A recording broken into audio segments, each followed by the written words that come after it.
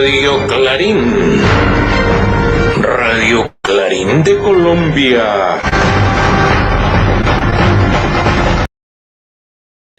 Buen día, apreciada audiencia. De nuevo con el noticiero Radio Clarín de Colombia de hoy, 7 de diciembre del año 2025. Hoy tenemos noticias desde Colombia, Bolivia, Chile, Guatemala, México, Panamá, Paraguay y Suecia. Hoy, 7 de diciembre del año 2025. Así pues que nos alistamos y entramos con los titulares para el día de hoy. Estos son: inscripción de lista cerrada del Pacto Histórico a Colombia y el Senado. Oiga, presidente títere boliviano, en uso del término de la República Bananera, fallece Canavico, objetor. Oiga, no hay oposición nacional que enfrente la llamada propuesta de paz de Trump en Ucrania, proceso electoral en Chile, violencia estatal y resistencia popular. En México, soberanía y resistencia educativa. El pueblo en las calles de Honduras. Panamá rechaza ceder territorio para agresiones contra Venezuela. Paraguay militariza fronteras. Intentos de crear una nueva Gaza entre Venezuela y el Caribe. Convocatorias del Fondo Cundinamarca Más Profesional, el Planeta Fútbol al Día y alguito más, pues, mi querida audiencia. Y así nos vamos a entrar y entonces nos regresamos, nos vamos de lleno con el noticiero desde Medellín. Inscripción de la lista cerrada del Pacto Histórico para la Cámara de Representantes por el Departamento de Antioquia, esta vez muy al estilo de nuestro colega y compañero Saúl Ignacio Peláez. Adelante, Saúl. Buen día, amable audiencia. Hace unos minutos, en este edificio que está detrás mío, que se llama el edificio Camacola, Antioquia, aquí cerca a la estatua de Rodrigo Arenas Betancourt y de todo el complejo de edificaciones del Grupo Suramericana de Seguros en la ciudad de Medellín y muy cerca a la calle Colombia y al río Medellín, se acaba de inscribir la lista para la Cámara de Representantes por Antioquia en condición de lista cerrada o no preferente. El Pacto Histórico Antioquia con sus 17 elegidos desde la consulta popular del día 26 de octubre de 2025.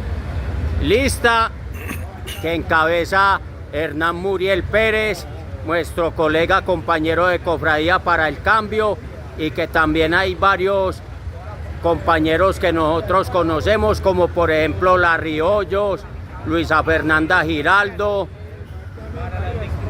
Dora Cecilia Saldarriaga Grisales, entre muchos otros compañeros que también vienen de las regiones de Urabá y del oriente antioqueño, que han hecho parte de esta lista del Pacto Histórico del Departamento de Antioquia en un día 5 de diciembre, donde la mayoría de todas las listas a la Cámara de Representantes y al Senado de la República fueron inscritas en su totalidad, incluyendo por supuesto la lista del Pacto Histórico al Senado de la República, que fue inscrita esta mañana en Conferias en la ciudad de Bogotá, donde también hay varios antioqueños en ella, como por ejemplo Arturo Villa, Carolina Corcho, Isabel Cristina Zuleta, Alex Flores y otros más.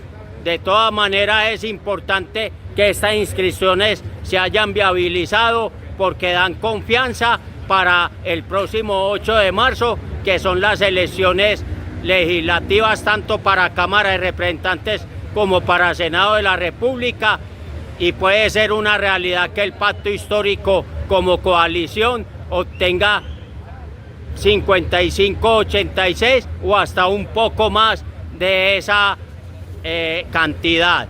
Para Radio Clarín de Colombia, desde la ciudad de Medellín, Saúl Ignacio Peláez Arango. Gracias, Saúl. De verdad que fue una carrera maratónica, además con las jugaditas allá del Consejo Nacional Electoral, donde sus tales magistrados, sí, porque ya son cuotas políticas. No fueron personas que estudiaron en Derecho para fallar, para sentencias, resoluciones y bueno, todas estas cuestiones, y ahora se colocan disque la toga y se hacen llamar magistrados y magistradas. Que faltan Falta es que nombran a alguien de cuota política que sin ni siquiera primero de primaria y entonces le van a llamar el doctor, el doctorcito, el honorable personajito allá. Qué vaina, qué vaina. Gracias, Saúl. Eso fue lo que se dio en el transcurso de la semana para todos los partidos, donde no se quedaba lógicamente el pacto histórico que el Consejo Electoral se le jugó hasta el último momento para impedir que hiciera la inscripción de sus listas a cámaras de representantes por los departamentos y al Senado de la República en lista cerrada.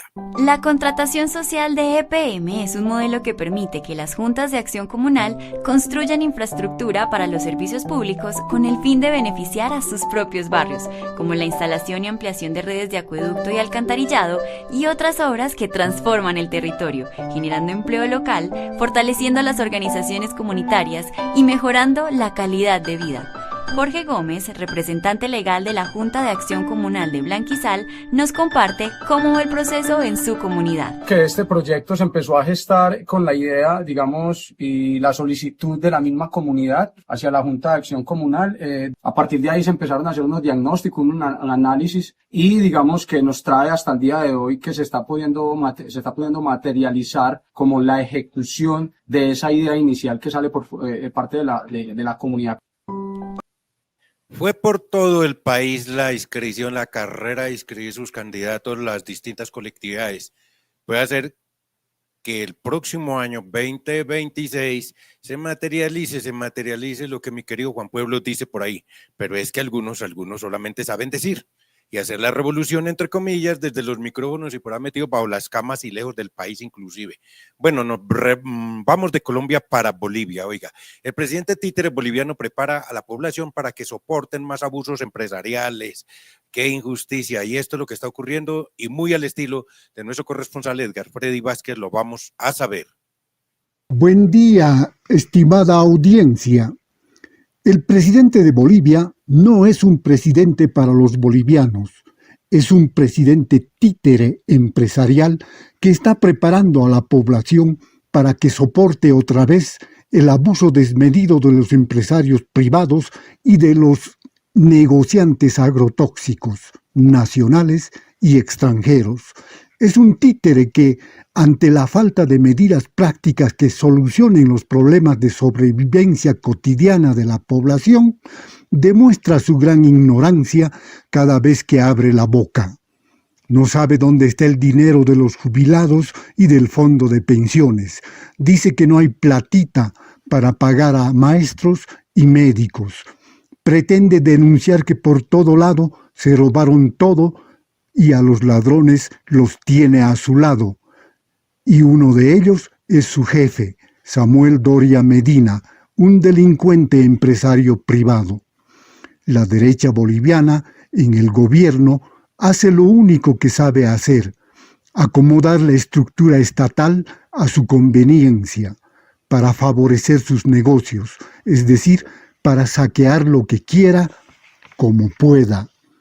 El presidente títere empresarial dice que en 20 años se robaron todo, y una joven mujer aymara le responde que no son 20 años, son 200 años de robo millonario al Estado boliviano. Recordemos que Bolivia, como país, cumplió 200 años en agosto de este año. Así, al títere presidente Rodrigo Paz le llegan voces que le informan y corrigen. Saben lo que es y lo que representa: engaño, abuso, traición, robo desmedido. Como escuchan, no hay noticias novedosas, solo hay la parafernalia derechista repetida siempre, como en Estados Unidos Occidental, Europa, Argentina, Chile, Ecuador. En fin, desde Bolivia, para Radio Clarín de Colombia, les habló Edgar Freddy Vázquez Palenque. Esa es la situación, la terrible situación con aquello de la gobernabilidad.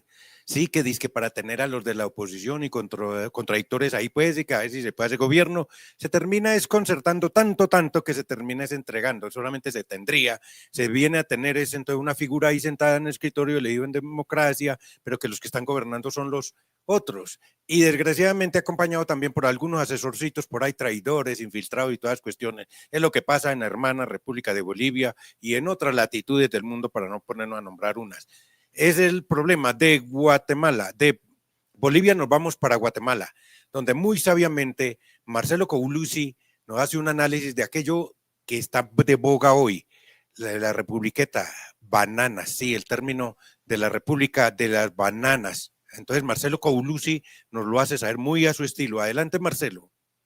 Buenos días, audiencia.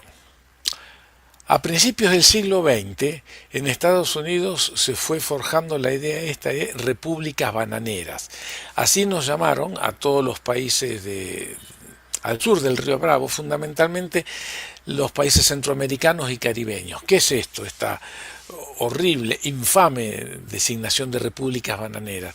Es una forma de expresar estos países pobres, llenos de problemas internos, que no pueden resolver, supuestamente, no pueden resolver por sí solos los grandes problemas propios, por lo que tiene que venir el hermano mayor, Estados Unidos, a resolverlo. Bueno, pasaron más de 100 años y eso continúa, y ahora pareciera que se está reeditando más que nunca esta idea de repúblicas bananeras que necesitan entre comillas, claro, la presencia del hermano mayor que viene a solucionarnos. Y ahí está el presidente Trump, expresión de estas políticas que van más allá del presidente de turno, políticas que fija el Estado profundo de Estados Unidos, queriendo retener este espacio que considera propio como es Latinoamérica, entrometiéndose en las elecciones presidenciales, lo que pasó en Argentina hace poco, en Ecuador, lo que acaba de pasar en Honduras. Bueno, ¿hasta cuándo? ¿Hasta cuándo esta intromisión?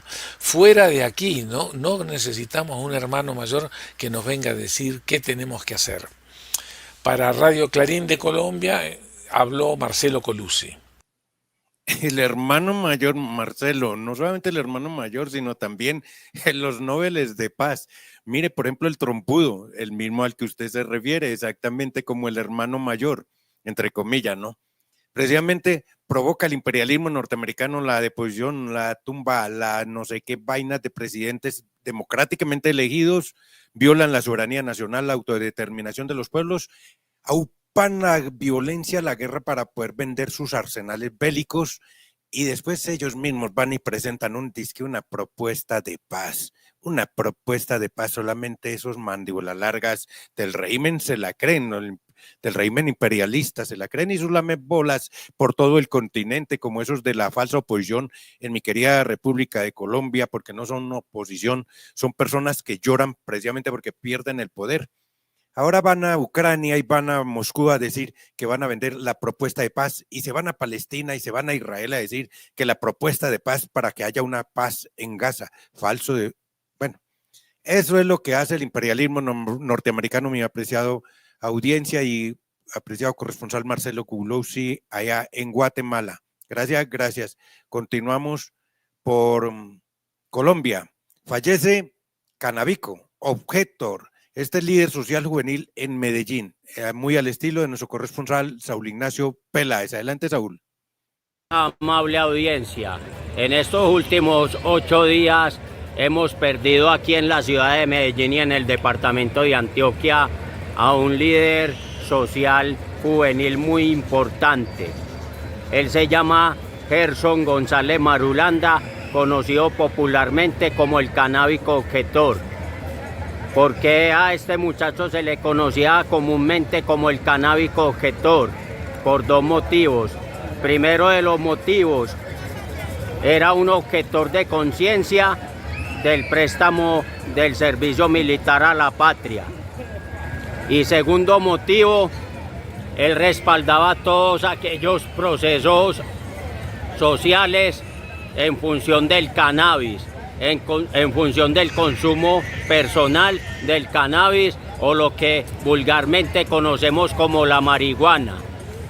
El fallecimiento de él se dio el domingo 30 de noviembre de 2025 y las exequias se llevaron a cabo cercano al barrio Santo Domingo el lunes 1 de diciembre en horas de la tarde.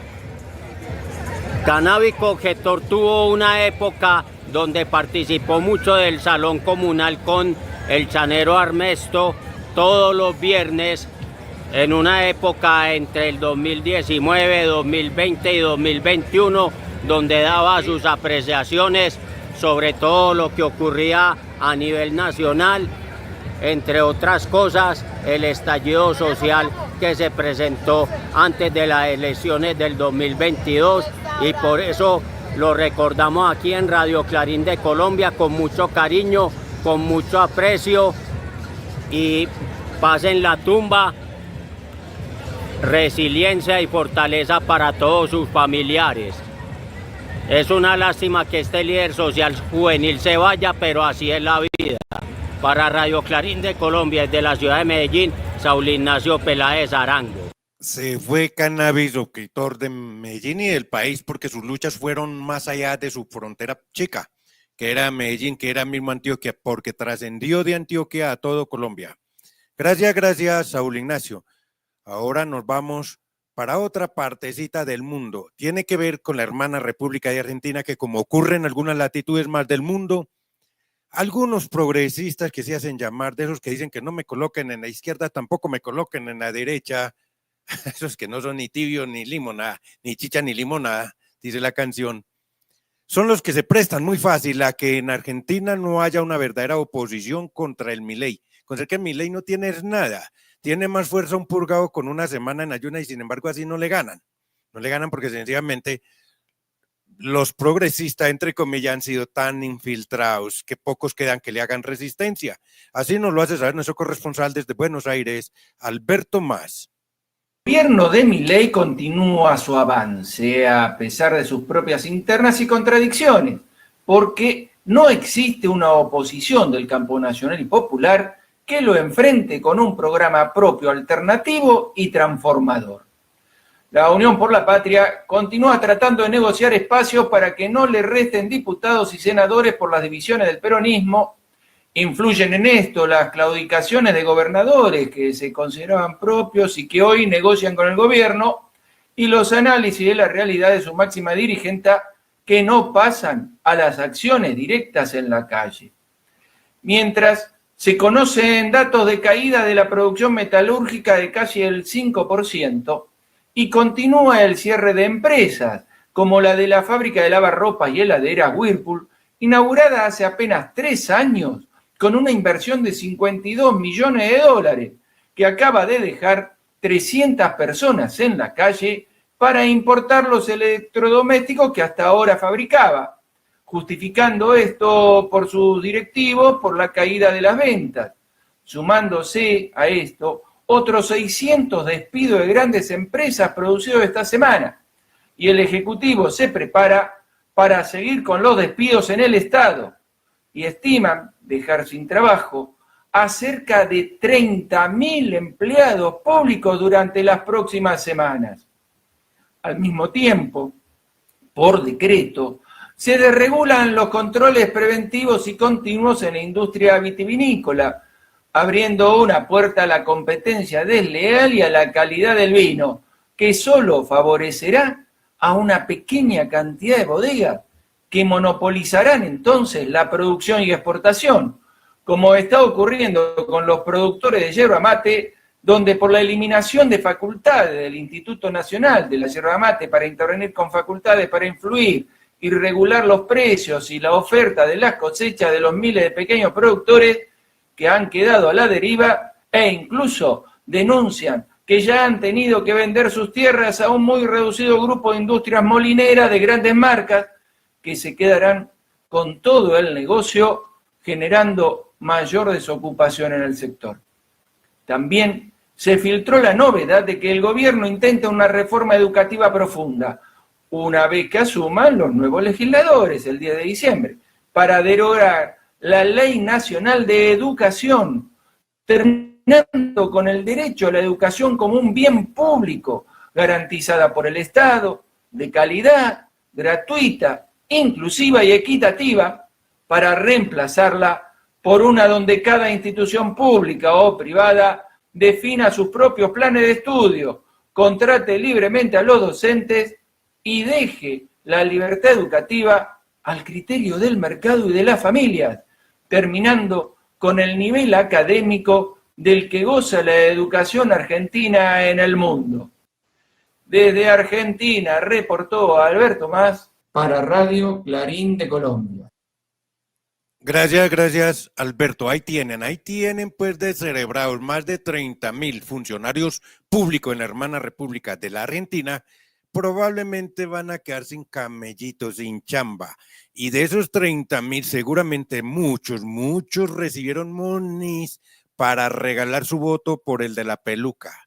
Bueno, ojalá hayan recibido harta para que ahora que quedan sin chamba, pues puedan sobrevivir ustedes y su prole. Ajá. ¿Y qué no decir de a esos otros que viven a la ribera del Caño, de la Trocha o en los andenes y diciendo que había que votar por él porque el kirchnerismo los iba a acabar? Allí sobre todo, como dice nuestro corresponsal Alberto Maceos, que se consideraban nuestros, propios, afines. Es que somos de los mismos, como dicen por acá, personita. ¿Cuántos de esos nos traicionaron y ahora están apoyando al de la peluca? Es que por eso en lo personal no me persuaden esas listas cerradas. Personalmente no, porque desgraciadamente en la cabeza de las listas va la mayoría de infiltrados. Y no solamente van infiltrados, van en coche, van en volqueta. Ellos ya no necesitan afanarse por hacer campaña, sudar la camiseta, porque ya saben que nosotros los vamos a elegir. Porque nosotros, por votar por el amigo, por el camarada, por el compañero, por el honorable, por el que sí vale la pena votar, damos el voto por esa lista. Y al votar por esa lista estamos eligiendo a esos que están encabezando, no todos, pero sí la mayoría de infiltrados. Y ellos, ¿quién nos garantiza que en las elecciones no se vayan a apoyar a otras candidaturas? Ya dejaron el bicho allí, ya nosotros los vamos a elegir en la lista cerrada y ellos se van campantes a apoyar otras candidaturas. Por eso no, J. Manuel no vota su voto por listas cerradas. Voto por el que me convenza o me convenció ya, porque no me va a convencer de un día para otro, es el que ya me ha convencido. El que ha sudado la camiseta, el que le ha puesto el pecho a la brisa, el que cumple su palabra, el que no tiene que firmar escrituras porque su palabra la es. Es por ese que voto y no me importa en la sigla que esté. Para presidencia sí, por Iván Cepeda, siempre y cuando él sea mi candidato, no es su candidato. De resto, Pailín papá, no. Gracias, Alberto. Y de Argentina nos vamos para Suecia. La llamada propuesta de paz del trompudo para Ucrania. Oiga, eso es un acuerdo entre capitalistas para repartirse en el territorio. Y así nos lo hace saber desde Suecia José Cheo Sánchez. Adelante, José Cheo. Salud, audiencia. La llamada propuesta de paz de Donald Trump para Ucrania no es un plan de paz, es un acuerdo entre capitalistas para repartirse un país. Estados Unidos pretende quedarse con los recursos minerales ucranianos, mientras que Rusia recibiría territorios como compensación. Nada de esto representa los intereses del pueblo. Y atención, el único sustituto a una negociación real es la escalada militar. Europa ya discute enviar varias tropas. Eso nos lleva directo a un gran conflicto en el corazón de Europa, con riesgo de choque entre potencias nucleares. Además, es falso que Rusia nunca quiso negociar. En marzo de 2022 hubo un acuerdo casi listo en Estambul. ¿Quién lo saboteó? Estados Unidos, la Unión Europea y el entonces Premier británico Boris Johnson. Hoy el mundo enfrenta una disyuntiva clara. Una paz negociada, aunque sea dura, o una guerra mayor que pueda desembocarse. Por responsabilidad histórica, la paz debe imponerse antes de que sea demasiado tarde. Para Radio Clarín de Colombia les habló desde Suecia José Cheo Sánchez. Y así, mi querido pueblo, incluyéndome, peleándonos por defender unos liderazgos. Por eso no reconozco líderes. De J. Manuel Arango C. solamente soy mi mismo líder, porque papá, eso todos van por sus intereses. Y si no, díganme lo que pasa en mi querida Locombia, cuadrando, tratando de crear una confederación, no la menciono, tratando de crear una confederación, se quedan calladitos, resultan unos paseitos, se van para los paseitos y se les olvida reclamar, y ahorita, y no lucharon durante todo el año, y ahorita entonces dicen, ay, es que queremos luchar, pero es que ya se vino la época decembrina y que todo el mundo está en receso, está en modo de Navidad, de Año Nuevo. No, ese es el pretexto eterno, hombre, póngase en serios, ya no nos convencen a muchos. Muchos estábamos pensándolo, papá. Después no digan que el pueblo le falló al proceso, no. Muchos de estos líderes falsos están llevando al pueblo a un agotamiento, a un cansancio, a una incredulidad y a tomar decisiones. Y como la democracia no es solamente el voto, hay muchas formas de ganar la democracia.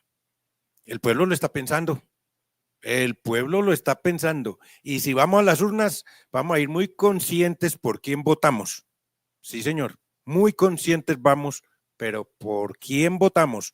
Por el que haya marcado finura y desde tiempo atrás, no que llegó ayer o antier, no que llega hoy o que llega mañana, no, es el que lleva una militancia probada, y no solamente de progresista, que progresista es la línea más delgada para estar con el mejor postor, de la izquierda o de la derecha, y por eso se emberracan cuando se les llama o revolucionarios o de derecha. No, llámenme progresista, con todo respeto, no todos los progresistas, pero acá muchos progresistas, no, es que hay que defender el capitalismo, no, es que el imperialismo norteamericano es bueno, dicho por progresistas, entre comillas progresistas, progresistas.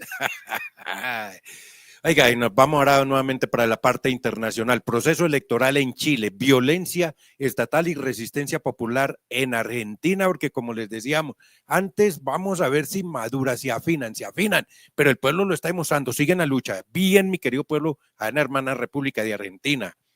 En México, soberanía y resistencia educativa. El pueblo en las calles de Honduras. Panamá rechaza ceder territorio para agresiones contra Venezuela. Paraguay militariza fronteras. Intentos de crear una nueva Gaza entre Venezuela y el Caribe. Eso es, no es por un cartel de soles. Olvídese, no es por Maduro, no es por Petro, es porque al imperialismo norteamericano le interesan los recursos que hay en nuestros suelos, su suelo y suelo. Y así nos lo hace saber muy al estilo de su noticiero Radio Clarín de Colombia. Óiganle pues. Elecciones decisivas en medio del tablero geopolítico. Chile vive un proceso electoral histórico, donde una candidata comunista puede llegar a la segunda vuelta. La disputa ocurre justamente en el momento en que Estados Unidos amplía su presencia militar en la región, intentando alterar correlaciones de fuerza políticas que hoy se inclinan hacia el progresismo. Movimientos y sectores populares denuncian la manipulación mediática regional como parte de la llamada guerra híbrida. Argentina. Violencia estatal y resistencia social. El documento muestra represión brutal contra jubilados y movimientos sociales por el gobierno de Milei, ataques a derechos laborales, paralizaciones en universidades federales, persecución contra líderes religiosos y populares. México, soberanía y resistencia educativa. México aparece en dos ejes: tensiones con Estados Unidos en el marco del TMEC, denuncias de interferencia de mineras extranjeras, Plan Nacional para Erradicar el Analfabetismo, fortalecimiento de políticas educativas y sociales. Honduras, el pueblo en las calles. El país vive una intensa movilización popular, grandes marchas en apoyo a la candidata Rixi Moncada del Partido Libre, demostrando que la ola progresista sigue viva en Centroamérica a pesar de las presiones de Estados Unidos en la región. Paraguay, Panamá, Trinidad y Tobago y el Caribe. Varios países menores se ven arrastrados hacia el tablero. Panamá rechaza ceder territorio para agresiones contra Venezuela. Trinidad y Tobago permite ejercicios de Estados Unidos, mostrando presiones asimétricas. Paraguay militariza frontera en sintonía con operaciones de Estados Unidos en el Caribe. Palestina. el espejo que revela el futuro que se intenta imponer a América Latina. El documento refuerza la conexión directa entre el genocidio en Gaza, el cerco militar de Estados Unidos en el Caribe y el riesgo de que se intente crear una nueva Gaza en Venezuela o en el Caribe, como advirtió Maduro. El aniversario del martirio de Yasser Arafat ocurre en medio de la destrucción de Gaza y refuerza la centralidad de la causa palestina en la lucha global contra el imperialismo. Fin del resumen, gracias. Y nos regresamos de este ligero resumen internacional nuevamente para Colombia. En este caso, nuevamente para Cundinamarca, al centro del país. Se abre una convocatoria. Sí, oiga, pues hasta el próximo 11 de diciembre está abierta. Cáiganle, pelado, ojo pelado. La segunda convocatoria del Fondo Cundinamarca Más Profesional. Así nos lo hace saber nuestra amiga y aliada allá en la Oficina de Prensa y Comunicación de la Gobernación de Cundinamarca, Aiza Trujillo Laguna. Asesora de Prensa y Comunicaciones de la Gobernación de Cundinamarca, para informarles todo lo que acontece en el momento, con el objetivo de garantizar que más jóvenes del departamento permanezcan y culminen sus estudios. El Fondo Cundinamarca Más Profesional abrió la segunda convocatoria para sus estrategias de educación profesional, técnica y tecnológica y de permanencia mediante el subsidio para apoyar los gastos asociados a sus estudiantes. Abrimos la convocatoria de Cundinamarca Más Profesional, la que todos los jóvenes de Cundinamarca estaban esperando. Sí, la misma, en la que si te gradúas no pagas. En esta nueva edición estarán disponibles las 3 estrategias del fondo: educación profesional, técnica y tecnológica y también subsidio de permanencia, apoyo económico para que permanezcas en tus estudios, para que nadie se quede atrás por falta de recursos. Miles de jóvenes ya hacen parte de este programa. Ya entramos en la cuenta regresiva, así que alista papeles porque la convocatoria estará abierta hasta el próximo 10 de diciembre. Podrás encontrar información en www.cundinamarca.gov.co. Vamos a hacer de Cundinamarca el departamento más educado del país. El fondo evalúa a sus postulantes a partir de criterios de trayectoria, vulnerabilidad socioeconómica, excelencia académica y pertinencia del programa a cursar frente a las prioridades coyunturales del departamento. La selección se realiza mediante un sistema de puntaje que ordena a los aspirantes en una lista jerárquica para la asignación de los cupos disponibles. Y recuerden, desde la Gobernación de Cundinamarca se hace un llamado a los habitantes del departamento para que reporten las situaciones de emergencia a través de la línea 123, la cual funciona a las 24 horas del día con atención efectiva y oportuna. Les informó Aiza Trujillo Laguna. Gracias, Aiza. Ahí tienen, estudiantes en el departamento de Cundinamarca, una oportunidad y tienen esta convocatoria hasta el 10 de este mes. Hasta pasado mañana está abierta, así que acudan prontico allá a la página de lagobernacion.gov.co o sencillamente ir a la Avenida El Dorado con 50, allí frente, cerquita de diagonal al CAN. En Bogotá, ahí se encuentra la Gobernación de Cundinamarca y pedir más información o comunicarse con su servidor y el noticiero Radio Clarín de Colombia. Nos vamos para el Deporte del Planeta Fútbol al Día a través de nuevamente de nuestro compañero y corresponsal Saúl Ignacio Peláez. Adelante, Saúl. Amable audiencia, con las últimas noticias del fútbol. Flamengo de Brasil en cuestión de 8 días ganó 2 trofeos. El sábado pasado le ganó a Palmeiras por 1-0 con gol de Danilo, la final de la Copa Libertadores de América, que se jugó en el Estadio Monumental de la ciudad de Lima, Perú, ante un lleno total con sus respectivos hinchas. Y el miércoles ganó la Taza Brasileirao al ganar 1-0 en la fecha 37 contra el Ceará con gol de Samuel Lino a pase de Jorge Carrascal. Seguimos, fútbol argentino al día. Ascendieron Gimnasia de Mendoza y Estudiantes de Río Cuarto y descendieron a la B Nacional, Godoy Cruz de Mendoza y San Martín de San Juan. Y mientras tanto se están jugando las semifinales del segundo semestre de la Liga de Primera División, donde Boca Juniors enfrentará a Racing Club de Avellaneda y Gimnasia y Esgrima de La Plata enfrentará a Estudiantes de la misma ciudad. Los ganadores jugarán la final del segundo semestre del fútbol argentino y con cupo a la Copa Libertadores de América. Entre tanto, Cúcuta Deportivo regresa a Primera División luego de 5 años de ausencia al derrotar 2-1 a Real Cundinamarca en el Estadio General Santander y en la tanda de tiros libres desde el punto penal por diferencia agregada igual derrotó en la serie 3-2.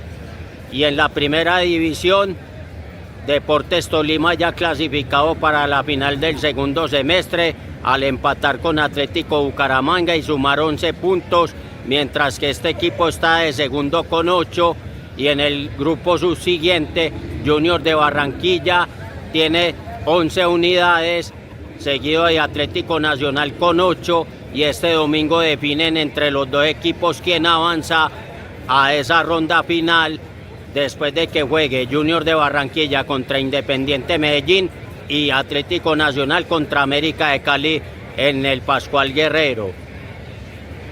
Muy movido el fútbol en estos días, muy movido los resultados también.